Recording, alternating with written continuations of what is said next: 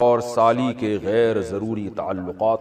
میری بڑی بہن کے شوہر بیرون ملک میں ہیں، تقریباً 3-4 سال ہو گئے ہیں، ان کا کوئی بھی کام ہوتا ہے تو میرے شوہر سے کرواتی ہے، یعنی میری بڑی بہن کے شوہر، یعنی ان کی بہن ان کے شوہر سے جو بھی کام ہو گھرداری کا وہ کرواتی ہے۔ کبھی خود بھی ان کے ساتھ چلی جاتی ہیں، پہلے میں نے کچھ نہیں کہا لیکن بعد میں مجھے کھٹکا ہوا تو میں نے اس سے منع کر دیا، لیکن اس کے باوجود یہ سلسلہ جاری رہا۔ کئی دفعہ میری شوہر سے لڑائی بھی ہوئی اس بارے میں، مگر وہ بولتے ہیں کہ ہمارا دل صاف ہے۔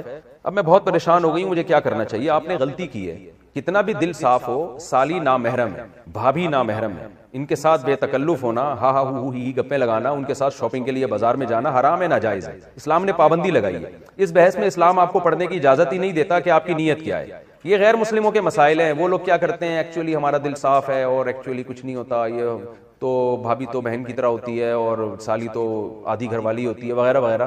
تو ان کا کلچر دیکھیں آپ کیا ہو چکا ہے، برباد ہو چکا ہے، گھروں میں کتنی بدکاریاں ہو رہی ہیں۔ تو اللہ تعالیٰ نے جب قرآن میں پابندی لگا دی کہ تمہاری بیوی ہے، اس کی بہن سے، وہ بہن تم سے پردہ فرض ہے، تو آپ کیوں اس سے فری ہو رہے ہیں؟ تو جب آپ کے شوہر آپ کے سالی جو ہے نا اس سے بے تکلف ہو رہے تھے، آپ کو ان کو ڈرانا چاہیے تھا اللہ کے عذاب سے۔ مرد یہ گڑبڑ کر رہے ہوتے ہیں کہ ہمارا دل صاف ہے، آپ بولیں بھائی آپ کا دل صاف ہے یا نہیں ہے، آپ کوئی فرشتے نہیں ہیں، آپ کی شادی مجھ سے ہوئی ہے، میری بہن سے نہیں ہوئی ہے، اور اپنی بہن کو بھی سیدھا کر دیں کہ تم کیوں اس سے فری ہو، کہ میرے شوہر سے تم کیوں فری ہو رہی ہو۔ تو یہ بحث ہی غلط ہے کہ دل صاف ہے یا خراب ہے، اسلام نے بیسک پر ہی پابندی لگا دی ہے۔ تو بھابھی پر بھی لازم ہے کہ وہ دیور سے پردہ کرے۔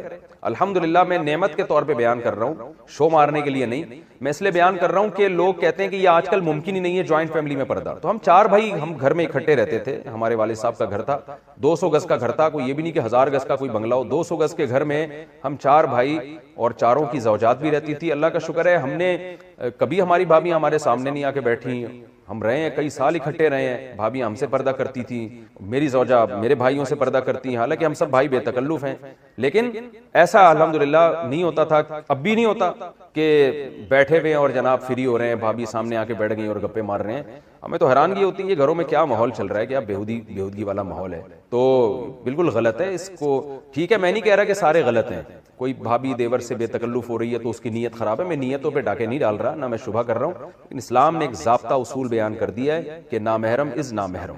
آپ کی بہن ہے اس سے بے تکلف ہوں، اپنی خالہ سے پھپھی سے بے تکلف ہوں، اپنی بھانجی سے، بیٹی سے، سوتیلی بیٹی سے، یہ آپ کی بیٹیاں ہیں، پوتیاں، نواسیاں، یہ آپ کی اولادیں ہیں، اس کے علاوہ آپ کسی عورت سے فری نہیں ہو سکتے، ہاں ہاں ہو نہیں کر سکتے۔ ممکن ہے لوگ کہیں مفتی صاحب آپ بھی تو سما ٹی وی پہ فری ہو رہے تھے، وہ بہت لوگوں نے اعتراض کیا نا، تو میں جس سے جو میرا انٹرویو لے رہی تھی نا سما ٹیلی ویژن پہ، وہ میرے سامنے نہیں تھی اور مجھے نہیں پتا تھا انہوں نے دوپٹہ لیا ہوا ہے کہ نہیں لیا ہوا، میرے سامنے ایک موٹی موٹی مونچھوں والا آدمی بیٹھا ہوا تھا، تو اس لیے اس کو یہ کہنا کہ سامنے بیٹھ کے کسی لڑکی سے فری ہو رہا ہوں، یہ الزام غلط ہے۔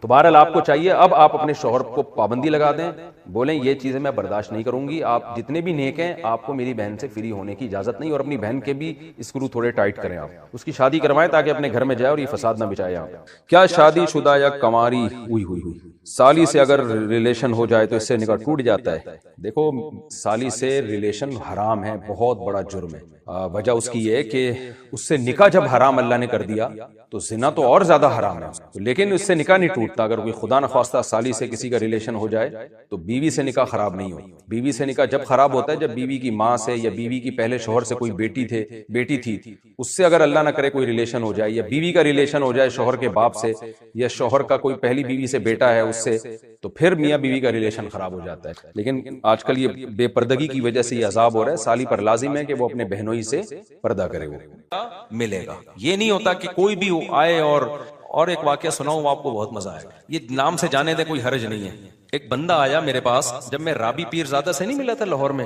رابی پیر زادہ نام ہے نا، رابعہ پیر زادہ، وہ جو ایکٹر تھیں پہلے پھر توبہ کر لی انہوں نے، دیندار بن گئی، لاہور میں میری ملاقات ہوئی۔ میں جب آیا تو عثمان نے مجھے بتایا کہ ایک بندہ ملنا چاہ رہا ہے آپ سے۔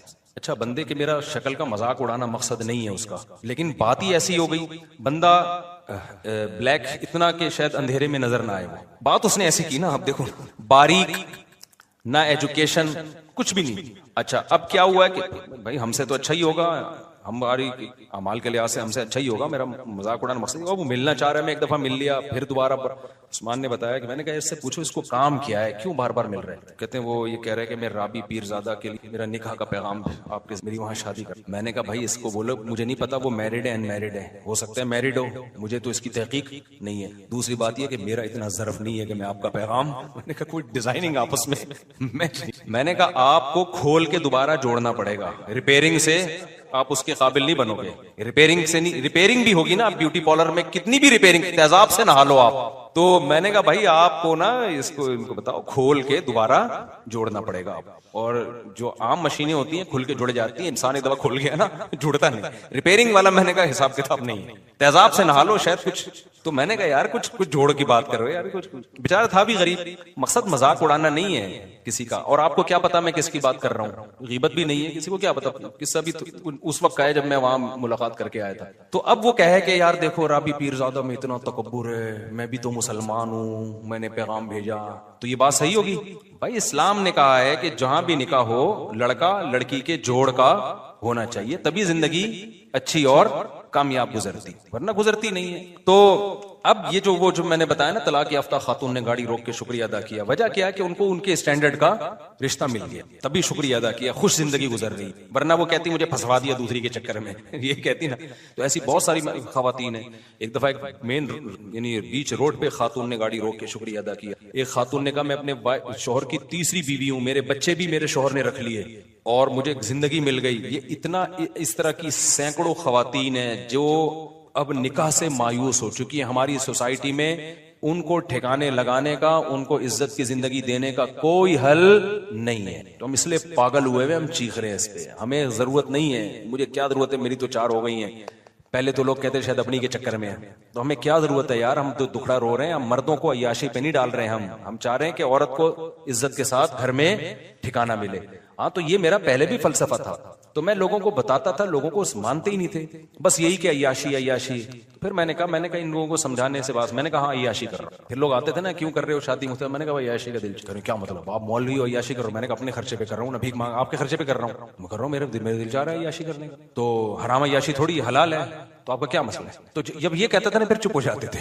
پھر کیا ہو جاتے تھے, پھر میں لوگوں کو میں کہتا یار میں اگر نہاری کھاتا ہوں اپنے خرچے پہ, آپ کو اس پہ اعتراض نہیں ہے. میں اگر برگر کھا رہا ہوں آپ کو اس کے, تو میں ایک اور شادی کر رہا ہوں تو آپ کو اس پہ کیوں اعتراض ہے؟